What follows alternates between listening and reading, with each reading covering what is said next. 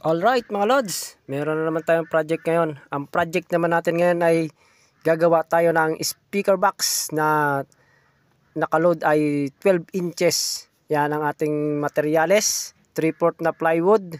Gagawa tayo ng mid-high na speaker box. Wala pa dito yung speaker at box lang ang pinapagawa sa atin ng ating customer.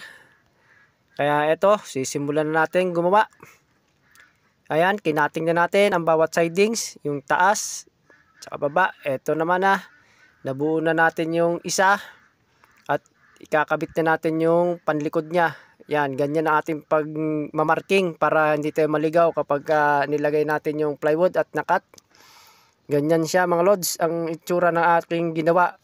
Isang pahabol to para sa kampanyahan. Isang speaker box na 12 inches. Dalawa, dual siya sa isang box. Alright, simpleng-simple. Ayan, buo na at wala pang butas yung tweeter kasi wala pa silang nabiling tweeter kaya hindi pa natin nasukatan yan mga lods. Ayan ang likod, wala pa rin siyang speaker terminal. Pintura na lang kulang at konting pakinis para medyo gumanda siya. Ayan ang ating project ngayong araw mga lods. Maraming salamat sa inyong panonood. See you mga lods sa ating next video.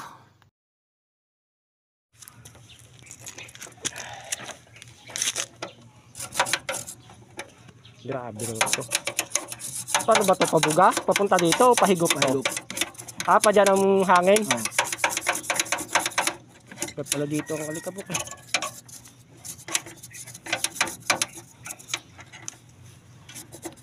Dapat to spray.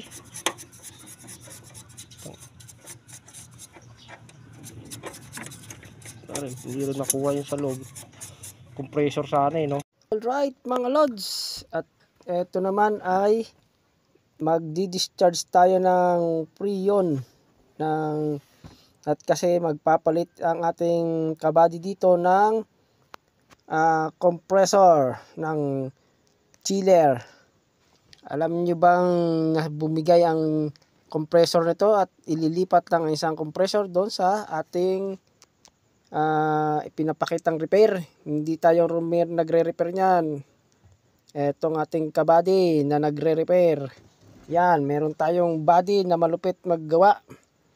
Yan ang ating tinatawag kapag merong malupitang sira. Yan ang special skills ng ating kabady. Bababa pa yan? Bababa pa yan. Nandito na. Pag naka-circulate yung circulate na ng ayos.